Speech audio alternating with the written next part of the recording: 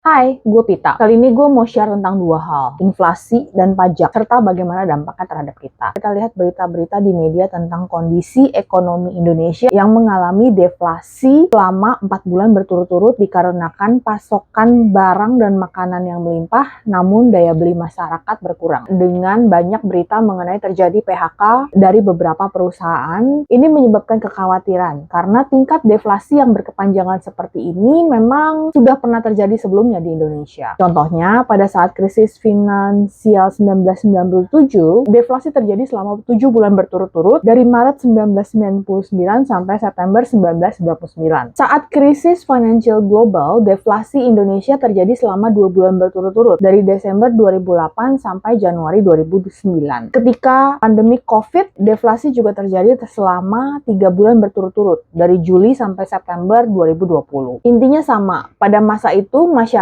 mengencangkan ikat pinggang dan tidak berbelanja sehingga roda ekonomi melambat. Tapi semua angka-angka ini sebenarnya nggak ada gunanya buat kita masing-masing karena setiap orang kondisi finansialnya tentu saja berbeda-beda. Namanya personal finance. Mungkin buat seseorang yang umurnya 26 tahun, inflasi pengeluaran terbesarnya itu ada di biaya transportasi sehari-hari. Buat yang umurnya 36 tahun, pengeluaran terbesar dia mungkin di cicilan rumah yang tiba-tiba meningkat karena kenaikan suku bunga. Sementara orang yang umurnya 46 tahun mungkin yang rumah mereka sudah lunas, inflasi pengeluaran mereka yang tertinggi ada di biaya pendidikan untuk anak-anak. Atau mungkin ada juga yang harus menjadi sandwich generation. Jadi data-data inflasi, deflasi, dan ekonomi yang tadi gue sebutkan sebelumnya, nggak ada dampaknya terhadap konsumsi rumah tangga seseorang karena ya personal finance itu nggak ada yang sama. Karenanya gue menyaranin agar kita buat sebuah Excel sheet untuk menghitung rata-rata pengeluaran kita selama 2, 3, bahkan sampai 5 tahun terakhir, dan dari situ akan kelihatan berapa tingkat inflasi personal kita berdasarkan dengan kondisi hidup kita masing-masing. Contohnya kemarin gue di salah satu komen gue ada yang bertanya, kenapa kalau dibandingkan di tahun 2021 dan sekarang pengeluaran gue meningkat sangat besar lebih dari 100%. Apa yang terjadi dengan kondisi ekonomi personal kita jauh lebih penting dari apa yang kita dengar di media setiap hari. Dan ya kita biarin aja lah negara mengurusi inflation rate-nya masing-masing. Berikutnya, pajak. Kalau kita melihat dalam 5 tahun terakhir, tingkat pajak kita memang menjadi lebih tinggi. Gue pun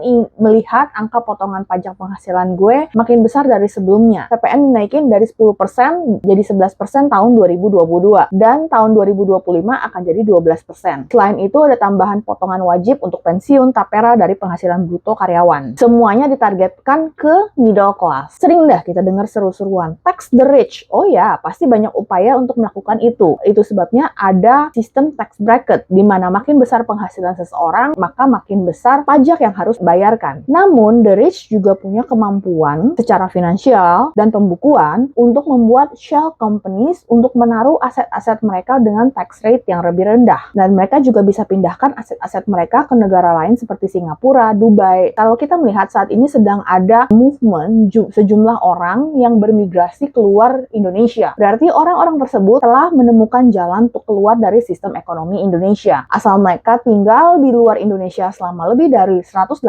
hari, maka mereka tidak menjadi wajib pajak. Mereka juga bisa beroperasi, beraktivitas, atau berbisnis di Indonesia, tapi tidak punya kewarganegaraan Indonesia. Kalau dilihat, tax the rich itu juga nggak segampang slogannya. Kalau misal the rich itu susah dipajaki, jadi siapa yang paling gampang dipajakin? Yaitu mereka yang tidak bisa pergi. Yang pertama, mereka yang tidak punya kemampuan untuk pergi. Kaum produktif yang bekerja dengan penghasilan di Indonesia. Yang kedua, mereka yang tidak bisa pergi karena mereka punya aset tidak bergerak dan tidak bisa dipindahkan sehingga terikat di sini. Sekarang kita pikirkan, siapa yang masuk kategori orang dengan aset tidak bergerak yang paling banyak di dalam kalangan masyarakat kita? Mereka adalah orang yang umurnya semakin senior. Biasanya makin tua usianya seperti lansia atau yang disebut sebagai baby boomers. Warga lansia yang bergantung pada pensiun dan pendapatan tetap lainnya akan melihat bahwa nilai uang pensiun mereka dan return deposito mereka atau penghasilan yang mereka dapatkan dari aset-aset tidak bergerak seperti sewa properti dan lain-lain akan terus termakan oleh inflasi maupun pajak. Mereka yang fixed income income-nya tidak menutupi biaya hidup di masa pensiun, harus memikirkan bagaimana mendapatkan sumber penghasilan yang lain. Ketika seseorang yang sudah lansia, mereka cenderung tidak mau berinvestasi di instrumen yang beresiko. Mereka akan memikirkan 1000 kali sebelum mereka mulai berinvestasi di saham blue chip atau mencoba membuka bisnis baru di umur 65 atau 66 atau 67 tahun. Ketika satu pemerintah membutuhkan penggalangan dana dalam jumlah yang besar, meningkatkan pajak itu adalah salah satu cara yang paling mudah dan tercepat untuk mencapai tujuan tersebut. Kita adalah negara dengan tingkat pajak yang tinggi dan tingkat pajak kita akan semakin tinggi di masa depan. Beberapa korporasi mendapatkan keringanan pajak. Tujuannya agar mereka mau berinvestasi dan membuka lapangan pekerjaan untuk masyarakat Indonesia. Tapi buat individu tidak ada keringanan pajak, dan sistem pajak di Indonesia adalah begitu seseorang menjadi wajib pajak atau mempunyai NPWP, orang tersebut harus melaporkan pajaknya sampai umur berapapun, biar dia sudah tidak bekerja di umur 80,